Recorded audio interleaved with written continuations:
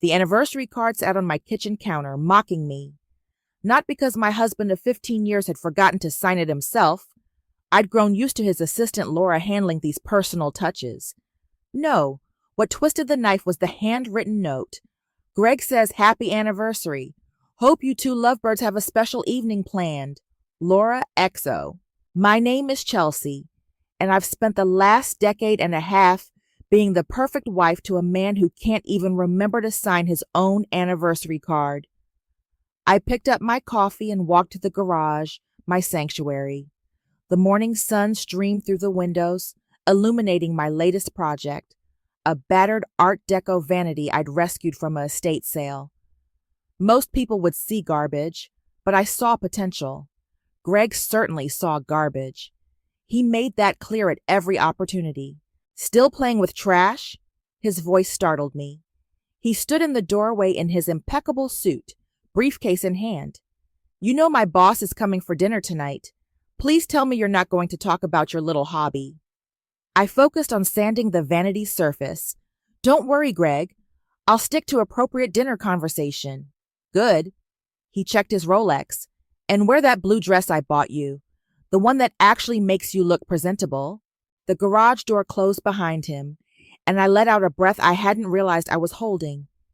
15 years of these little cuts, these casual cruelties. I ran my hand over the vanity's smooth surface, already seeing its potential transformation in my mind. Hours later, I stood in our dining room wearing the prescribed blue dress, watching Greg hold court. His boss, David, and wife, Margaret, sat enthralled as Greg detailed his latest investment triumph. "The market's been incredible," Greg boasted, swirling his wine.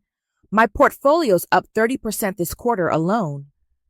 I quietly refilled water glasses, playing my part. The perfect hostess, the supportive wife. "Chelsea, darling," Margaret turned to me. "Greg mentioned you have a hobby? Something with furniture?" Before I could answer, Greg laughed. "Oh, God, don't get her started on her trash collection. She drags home these worthless pieces and pretends she's running some kind of business." "It's just a hobby," I said softly, but Greg was on a roll. "You should see our garage. Looks like a junkyard. Last week she brought home this hideous vanity. What was it, Victorian?" "Art Deco," I corrected. "Whatever. Complete waste of time." Greg shook his head. "But it keeps her busy, I suppose. More wine, David?" Later, after our guests left, I cleaned up while Greg loosened his tie and kicked off his shoes. "That went well," he said, dropping onto the couch. "Though next time, try not to correct me in front of my boss. Makes me look bad." I stacked plates in the dishwasher. "Sorry, I didn't mean to embarrass you." "It's fine. Just remember your place." He flicked on the TV. "Oh, and Laura's coming by tomorrow to drop off some papers. Make sure you're dressed appropriately." I nodded, heading to the garage. My phone buzzed. A text from a client about the Chippendale chairs I'd restored last month. They'd fetch $12,000 at auction. "Absolutely stunning work," the message read. "When can you take on another commission?" I smiled, running my fingers over the Art Deco vanity. Its true beauty was emerging, the wood grain starting to shine through decades of neglect. Like me, it just needed someone to see its worth. Another text came through, this one from my sister Olivia. We hadn't spoken in years, not since the family fallout, but she still checked in occasionally. "Saw Greg's post about your anniversary dinner. You okay?" I didn't reply. Instead, I picked up my sander and got back to work. The steady rhythm helped quiet my mind, helped me forget about anniversary cards signed by assistants and husbands who couldn't see past their own reflection. The vanity would be finished soon. Another piece transformed, another secret victory. Greg might see trash, but I saw something else entirely. I saw freedom, one restoration at a time. I worked late into the night, letting the familiar motions soothe me. Tomorrow would be another day of playing the perfect wife, of shrinking myself to fit into Greg's world. But here in my garage, surrounded by my trash, I could be myself. I just didn't know then how soon everything would change. The next morning, I waited until Greg left for work before making my daily pilgrimage to the bank. Not our joint account, my secret one, opened under my LLC, Heritage Restored. "Good morning, Mrs. Turner," the teller smiled. "Another deposit?" I slid the check across the counter. $12,000 from the Chippendale Commission. She whistled low. "Your account balance is getting impressive. Planning something special?"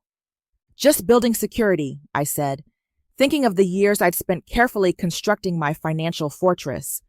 The teller didn't need to know that my little hobby had grown into a 7-figure business. Back home, I checked my private email. 3 new commission requests, 2 auction houses wanting exclusive rights to my pieces, and 1 very interesting message from a celebrity's interior designer. I'd need to hire help soon. My waiting list was getting ridiculous. The garage door opened, and I quickly closed the laptop. Laura walked in, perfectly coiffed in her designer outfit.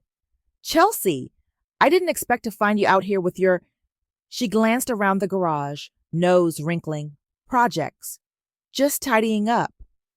I stood, brushing dust from my jeans. "Greg said you had papers?" "Yes, some investment documents he needs signed." She handed me a folder, then lingered, examining the Art Deco vanity. "This is actually quite beautiful." "Thank you. You know," she shifted uncomfortably, "Greg doesn't mean to be harsh about your hobby. He just wants what's best for you." I bit back a laugh. If she only knew that my hobby had paid off our mortgage last month. Instead, I smiled politely. "Of course." After she left, I opened my secret storage unit app. 12 high-end pieces waiting for delivery, 3 more in restoration, and the vanity nearly ready for its reveal. My phone buzzed, a text from my friend Ava. "Lunch? Need to talk." We met at our usual spot, a quiet cafe where Greg would never set foot. Ava looked worried. "What's wrong?" I asked. "You need to see this." She slid her phone across the table. On it was a social media post, Laura at a romantic dinner, wearing a distinctive emerald necklace. "My anniversary gift from Greg 3 years ago." "When was this posted?" "Last night, while you were hosting his boss." I took a slow sip of water, ice cubes clinking. Interesting timing. "Chelsea," Ava leaned forward, "how much longer are you going to let this go on?" Before I could answer, my phone lit up with a message from an auction house. Final bid on the Queen Anne secretary desk, $68,000. "Congratulations." I showed Ava the message. Her eyes widened. "Holy shit! Is this from your little hobby?" "One of many." I pulled out my tablet, showing her my business records. "I've been busy while Greg's been otherwise occupied." Ava scrolled through the figures, jaw-dropping. "Chelsea, this is... You're making more than he does." "I know." I took back the tablet. "And he has no idea. None of them do. But why keep it secret? You could..." The cafe door chimed. Greg walked in with Laura, his hand on the small of her back. They didn't see us, choosing a table in the corner. I watched as he casually draped his arm around her chair, the same way he used to do with me. "That's why," I whispered to Ava. "Sometimes the best revenge is letting people underestimate you." We left through the side door. In the parking lot, Ava grabbed my arm. "You can't let them get away with this." "I won't." I checked my phone, another commission request, this one for $85,000. But timing is everything. At home that evening, Greg was unusually quiet during dinner. He barely touched his food, kept checking his phone. "Everything okay?" I asked, playing my part. He set down his fork. "We need to talk." I knew what was coming before he said it. Had known, really, since seeing that emerald necklace around Laura's neck. "I want a divorce," he said flatly. "I've found someone more compatible." I kept my face neutral. thinking of my secret accounts, my thriving business, my carefully documented records. I'll have my lawyer draw up the papers, he continued. Of course, I'll be fair about the assets. You can keep your little hobby, but I'll need my investment portfolio. After all, I'm the one who built our wealth. I nodded slowly, already calculating. 15 years of mockery, of trash and little hobbies, of watching him spend my money while believing it was his success. Whatever you think is fair, Greg. He looked relieved, probably expecting hysterics. Poor Greg. He had no idea what was coming. I went to the garage that night, not to work, but to prepare. Every receipt, every bank statement, every transaction meticulously documented. Greg wanted his investment portfolio? I smiled in the darkness. He was about to learn exactly whose money he'd been living on all these years. The mediation room felt too small, too warm. Greg sat across the table, Laura hovering behind his chair like a well-dressed shadow. His lawyer, Damien, spread documents across the polished surface with theatrical flourish.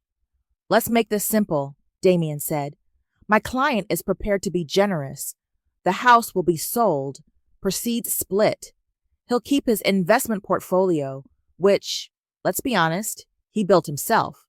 You can keep your, he glanced at his notes, furniture hobby. Ava, my lawyer, touched my arm as I started to speak. Let them finish, she whispered. Greg leaned forward. I'm being more than fair, Chelsea. You can even keep that junk-filled garage. My phone buzzed. A text from my sister Olivia. Saw Laura's Instagram. The bitch is wearing your jewelry. Call me. Olivia and I hadn't really spoken since Dad's funeral 5 years ago. The fact that she was reaching out now said everything about how public this mess was becoming. Mrs. Turner, the mediator's voice pulled me back. Do you understand the proposed terms? I'd like to review everything properly, I said quietly. With my lawyer, Greg snorted. What's to review? You contributed nothing to our finances, except cluttering the garage with garbage. Ava's hand tightened on my arm. My client requests 2 weeks to examine the financial documents. Fine, Damien sighed. But let's be clear. The investment portfolio is non-negotiable. Those are Mr. Turner's earnings.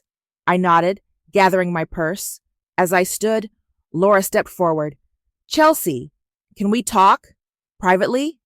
Greg's head snapped up. Laura, don't! Please, she said. Just 5 minutes. I followed her to the hallway, curious despite myself. She twisted her hands, my anniversary ring glinting on her finger. I never meant for this to happen, she started. Really? Because that emerald necklace you wore to Marseille's last month, the one Greg gave me for our 12th anniversary, suggests otherwise. She flushed. He said you never appreciated him, that you were too busy playing with broken furniture to be a real wife. Is that what he told you? I smiled slightly. Interesting. I don't want you to hate me. I don't hate you, Laura. I don't feel anything for you at all. Back home, I found Olivia sitting on my porch. 15 years had added subtle lines around her eyes, but she still had that fierce look she'd inherited from Mom. Your security code hasn't changed, she said, standing. Still Mom's birthday. Why are you here? Because that asshole is trying to screw you over and you're my sister. She pulled out her phone. Look at this. She showed me Laura's social media. Dozens of photos spanning months.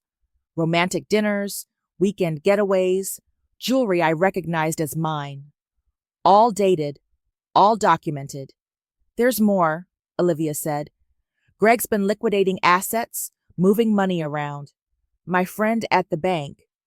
Your friend at the bank should be careful about sharing client information. Screw that. He's trying to hide money before the divorce. I unlocked the door, leading her inside. Want some coffee? I want you to get angry. She followed me to the kitchen. He's cheating you, Chelsea, just like Dad cheated Mom. I'm not Mom. No, she studied me. You're not. You're plotting something, aren't you? I poured coffee, considering. Want to see my garage? Her eyes narrowed. Your trash collection? Something like that.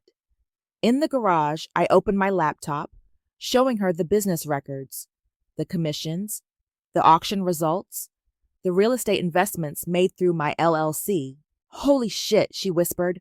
All this time? Greg thinks he's been supporting us with his brilliant investments. I pulled up my bank statements. He has no idea he's been living off my money for years. Does anyone know? Ava, now you. I closed the laptop. Greg wanted a war.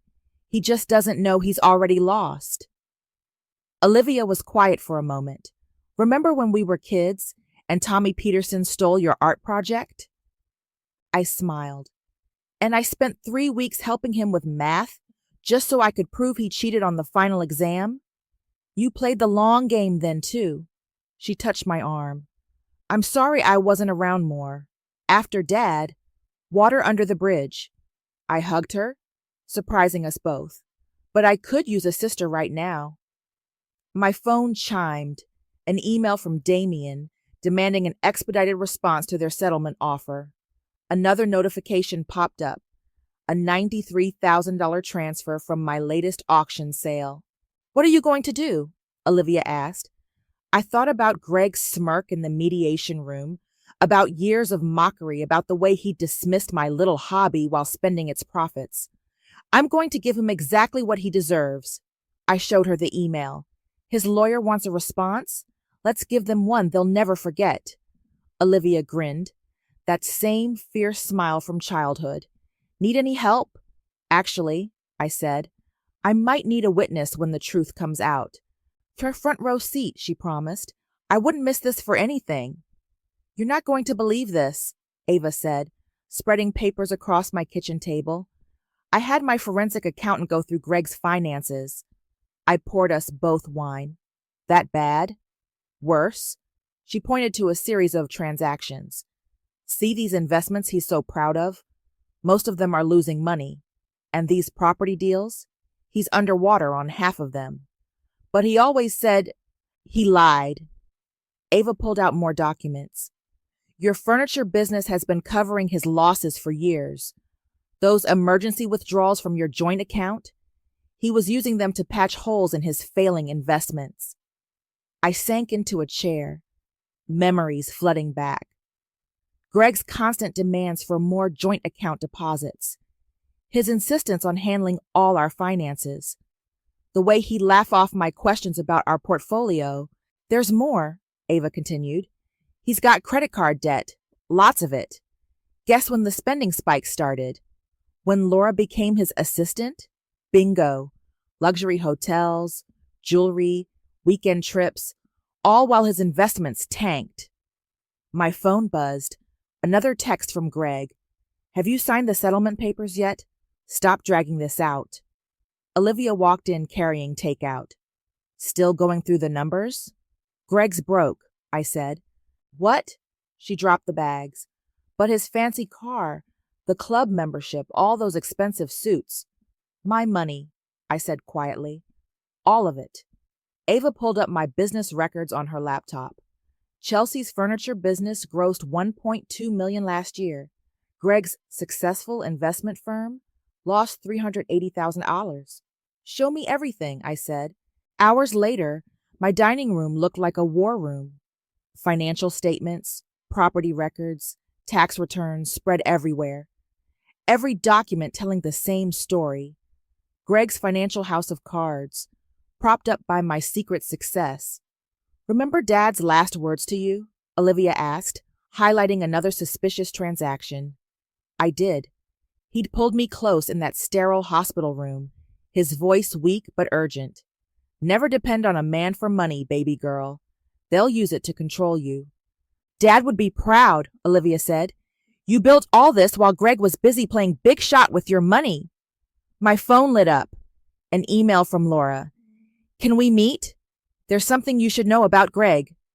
Don't respond, Ava warned. Everything through lawyers now. Look at this, Olivia called from the laptop. Laura's posted more photos. They're at that resort in Aspen, the one Greg claimed was a business trip last winter. I remembered that week. I'd sold a restored Victorian armoire for $45,000, using the money to pay our property taxes while Greg was supposedly closing a big investment deal. What's the plan? Ava asked. We can file for emergency injunctions, freeze accounts. No. I stood up, walking to my garage. They followed as I unveiled my latest restoration, an ornate Louis XIV desk. We wait. For what? I opened my business ledger app. Greg thinks he's getting his investment portfolio in the settlement. Let him keep believing that. But there's nothing left to get, Olivia protested. Exactly. I showed them the desk's commission contract, $150,000. He wants to play games? Fine, but I'm changing the rules.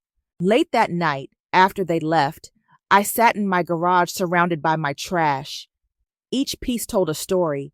The French provincial dresser that paid for Greg's new car, the Baroque cabinet that covered his gambling losses, the Art Deco vanity that would fund my freedom.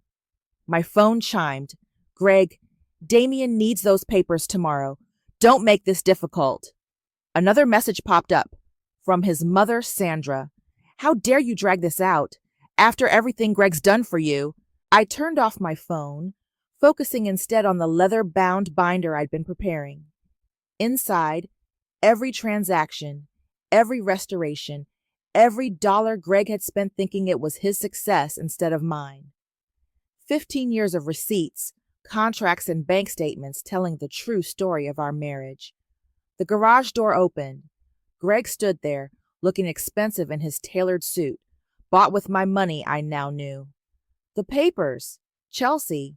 Stop playing games. I didn't look up from my binder. I'll have everything ready for the next mediation. This is ridiculous. You're just bitter because I found someone better. Better at spending my money? I murmured. What? Nothing. I smiled. You'll get your papers, Greg, and everything else you deserve. He left, slamming the door. I kept working, organizing documents, preparing evidence. Greg wanted his investment portfolio. I'd give him exactly what he'd earned. Nothing. But not yet. First, let him keep believing he'd won. Let him keep thinking he held all the cards.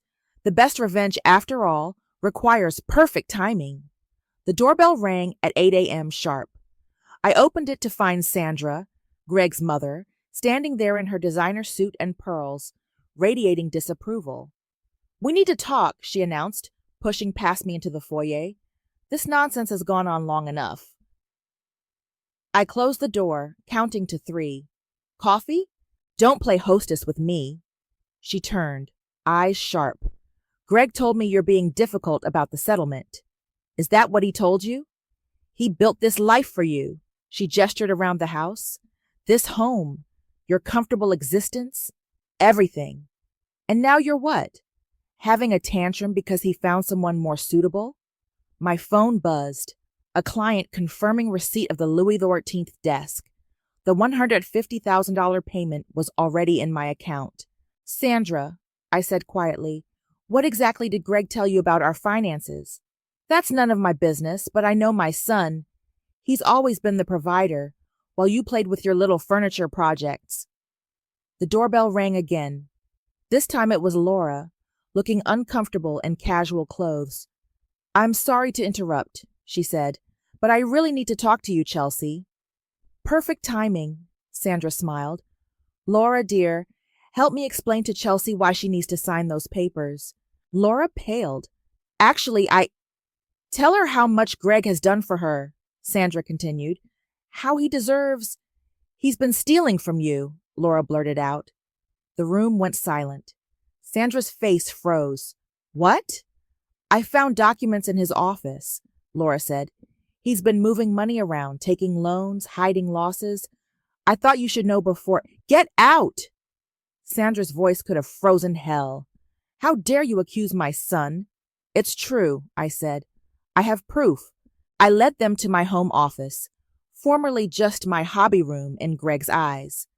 Opening my laptop, I showed them the transaction histories, the hidden accounts, the trail of financial desperation. These are lies, Sandra whispered. but her hands shook as she read. He told me you knew, Laura said, that you were okay with him using your joint accounts to cover his losses. Joint accounts funded by my business, I added. The one he calls my trash collection. Sandra sank into a chair. But his investment firm is failing, has been for years. I pulled up more records. While my furniture restoration business funded our lifestyle. Laura touched the screen. These numbers? Chelsea, I had no idea. Of course you didn't. Greg needed everyone to believe his fiction. I turned to Sandra. Still want me to sign those papers? The doorbell rang a third time. Olivia walked in carrying files. Got the records you wanted from Oh! She stopped, seeing our audience. Bad time? Perfect time, I said. Show them what you found. Olivia spread out bank statements showing Greg's recent attempts to hide assets. Laura recognized her own name on several transfers. He said those were bonuses, she whispered.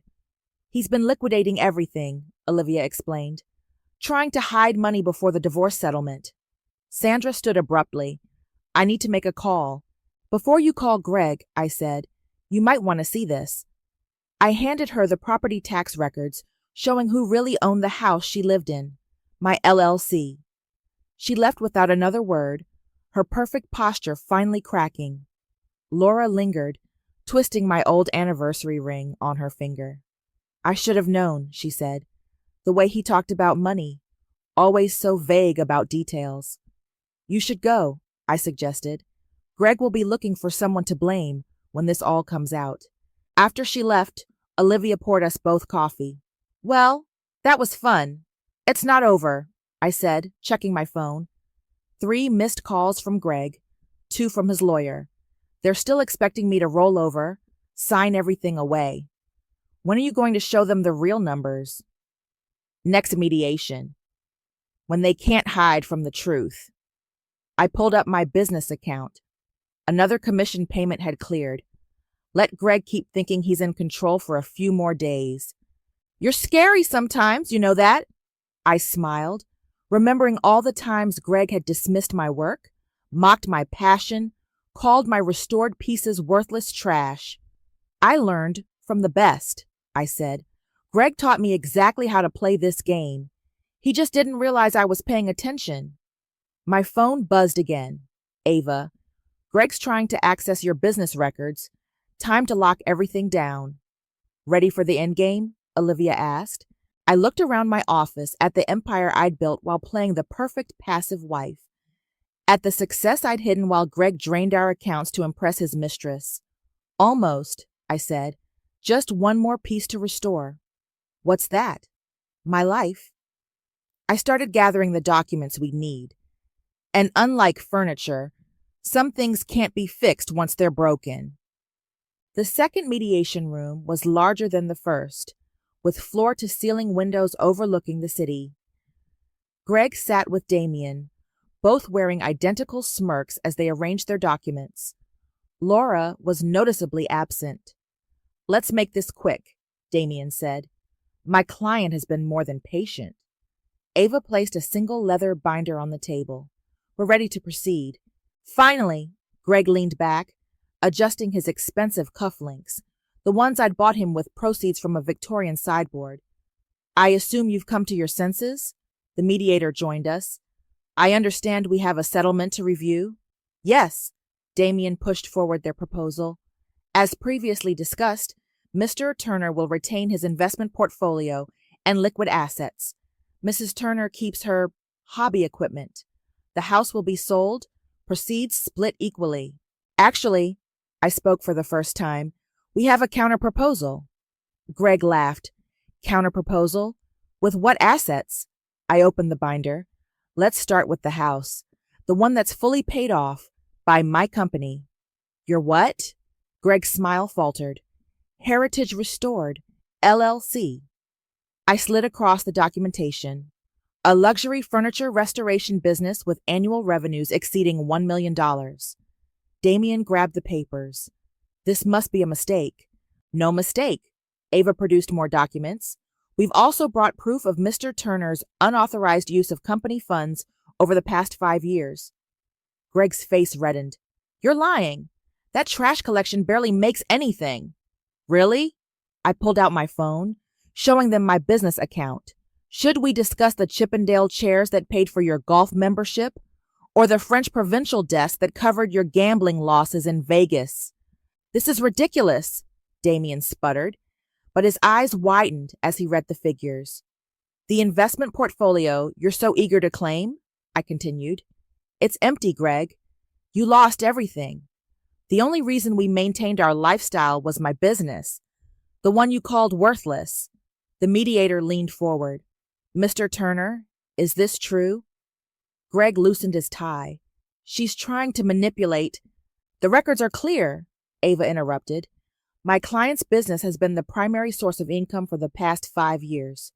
Furthermore, we have evidence of Mr. Turner's attempts to hide assets before this divorce.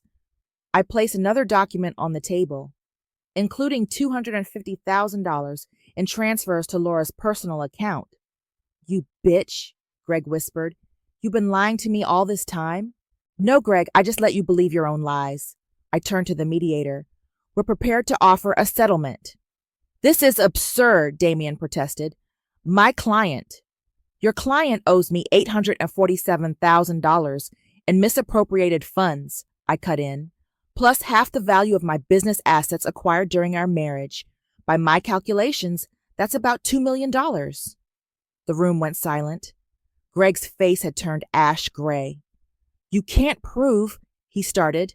Actually, Olivia walked in right on cue. She can. She dropped a stack of files on the table. Bank records, transfer authorizations, credit card statements, all showing systematic theft from her business accounts.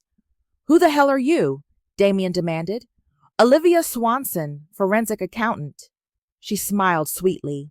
Chelsea's sister, and I've documented every penny your client stole while mocking her worthless hobby. Greg lunged for the documents, but the mediator stopped him. Mr. Turner, I strongly suggest you review this with your counsel. This isn't happening, Greg muttered. You're nothing without me, just a housewife playing with garbage. That garbage paid for everything, I said quietly.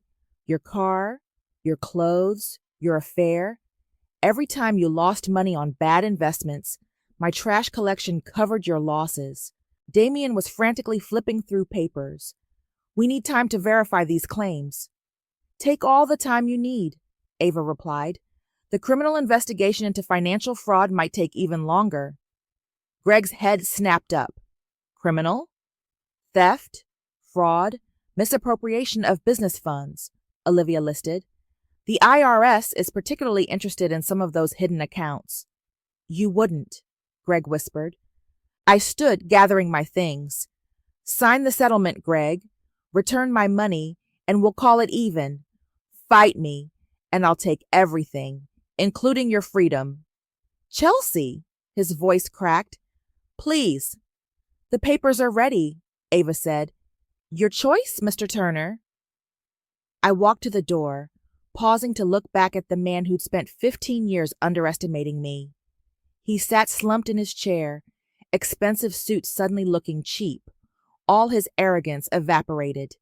By the way, I added, Laura returned the emerald necklace. I sold it last week for $35,000. Consider it the first installment of what you owe me. The door closed behind me, cutting off Greg's response. In the hallway, Olivia squeezed my hand. You okay? I nodded, thinking of my garage full of restored treasures, and my life, finally restored too. Perfect, I said. Let's go home. The story broke on a Tuesday. Financial manager's empire built on wife's trash business splashed across local news sites. By Wednesday, it had gone viral. I was in my garage, working on a Regency-era writing desk, when Sandra's car screeched into my driveway. She stormed in, waving her phone. Do you have any idea what you've done? She demanded. Greg's been fired. His clients are leaving. Our country club membership has been revoked. I continued sanding the desk's surface. Sounds like consequences. He's your husband. Ex-husband, I corrected. The divorce was finalized yesterday. He's living in a one-bedroom apartment, she choked out, using public transportation. Is this what you wanted? I set down my tools. What I wanted was respect. What I got was 15 years of mockery while he spent my money on his mistress. Please, she whispered, her anger cracking. He needs help. Just talk to him. Like you talked to me all those times he humiliated me at family dinners? The garage door opened again. Greg stood there, unshaven, wearing wrinkled clothes, a far cry from his usual polished appearance. Mom, leave, he said quietly. I need to speak with Chelsea alone. Sandra hesitated, then hurried out. Greg stepped into my workspace, looking around as if seeing it for the first time. Nice desk, he said finally. Worth about $60,000 when I'm done. He winced. I never knew. All this time I thought... You thought what you wanted to think. I picked up my sander again. Why are you here, Greg? I lost everything. He sank onto a workshop stool. My job, my reputation, my friends. Even Laura left. Imagine that. He swallowed hard. I need your help. I stopped working. Excuse me? Your business is successful. You clearly know what you're doing. Maybe we could work something out. A partnership? Are you serious? I stared at him. After everything, you're here to propose a business deal? I have contacts, experience. You have nothing, I cut him off, and you're still trying to profit from my work. Chelsea, please. I'm sleeping on a futon, eating ramen noodles. This isn't who I am. No, this is exactly who you are. I stood facing him. A man who mocked his wife's passion while secretly living off it, who called my work worthless while using it to fund his affair, who tried to steal my business in the divorce because he couldn't admit his own failures. I'm sorry, he whispered. No, you're sorry you got caught. My phone buzzed. Olivia texting that a reporter wanted an interview. The story had caught fire online, with women sharing similar experiences of husbands belittling their work. Get out, Greg. What am I supposed to do? Start over, get a job, build something real instead of pretending to be something you're not. I turned back to my desk. And stop expecting me to save you. He stood there for a moment longer, then left without another word. Through the window, I watched him walk to the bus stop. No more luxury car, no more designer suits, no more fake success. Olivia arrived an hour later with takeout. You okay? I saw Greg's car at the bus stop. He wanted to be business partners. She nearly choked on her noodles. The audacity of that man. He never understood, I said, showing her the desk's restored surface. This isn't just about money. Each piece has a story, a history. I bring them back to life while everyone else sees trash. Speaking of stories, she pulled out her tablet.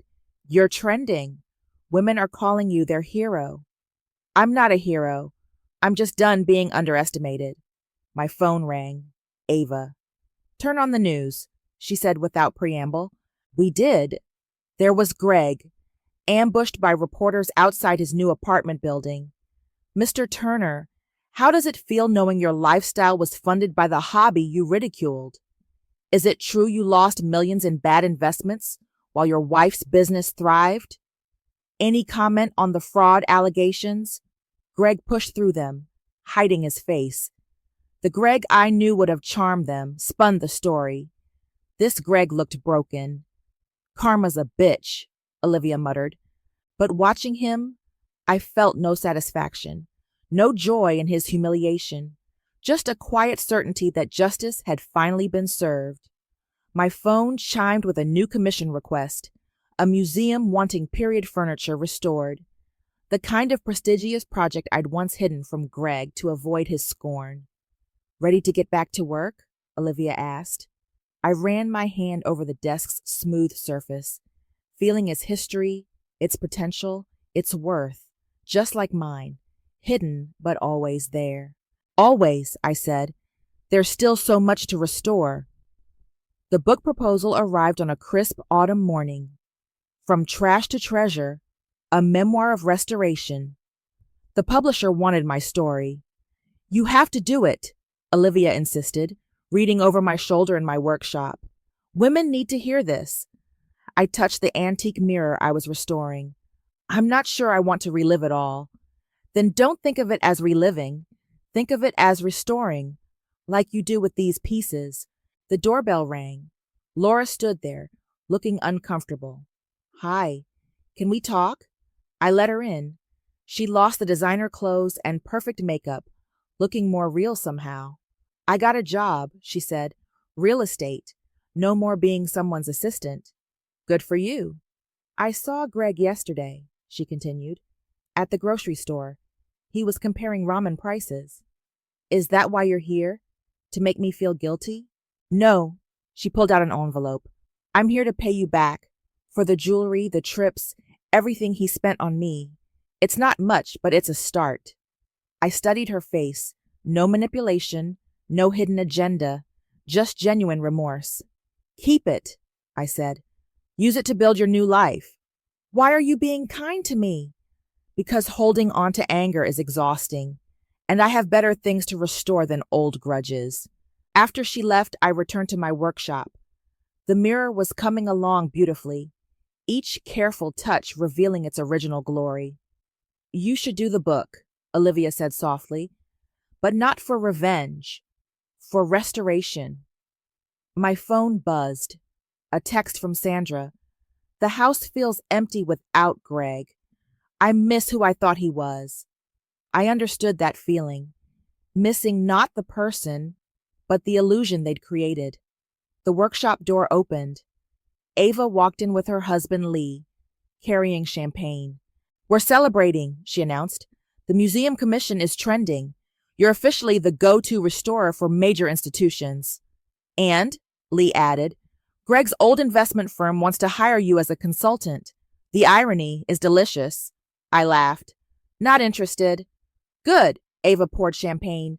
Because I have something better. The National Women's Business Association wants you to keynote their conference.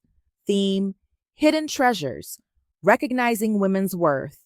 I looked around my workshop, at the pieces waiting to be restored, each with its own story of being discarded, undervalued, forgotten, like so many women's dreams. Okay, I said. I'll do it. The speech, the book, all of it. To new beginnings, Olivia raised her glass. No, I corrected, to restoration. The next morning, I found an envelope under my door. Inside was a handwritten letter from Greg. I finally understand what you do. It's not about furniture. It's about seeing value where others see trash. I was the worthless one, not your work. I'm sorry it took losing everything to realize that. I'm starting over. Real job, small apartment, cooking my own meals. For the first time, I'm building something honest.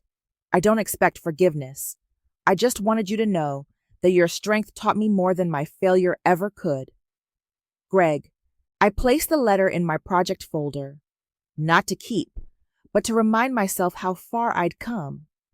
The mirror was almost finished. In its restored surface, I saw my reflection clearly. No more hiding, no more diminishing my worth. Ready to head out? Olivia called. The women's shelter is waiting for their furniture delivery. That was my new tradition, donating restored pieces to women rebuilding their lives, each piece carrying its own message of transformation. Coming, I said, gathering my tools, just finishing one last touch. In the workshop doorway, I paused. This space had been my sanctuary, my secret strength, my path to freedom. Now it was simply my empire. No hiding, no apologies. My phone chimed with another commission request. A message from a young woman. Your story inspired me to start my own business. Thank you for showing us that what others call trash might be our greatest treasure. I smiled, thinking of all the pieces still waiting to be restored. All the stories yet to be told. All the women out there, discovering their own hidden worth.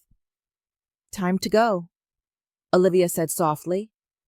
I took one last look at my workshop. At the place where I'd restored not just furniture, but myself. Yes, I said, it's time.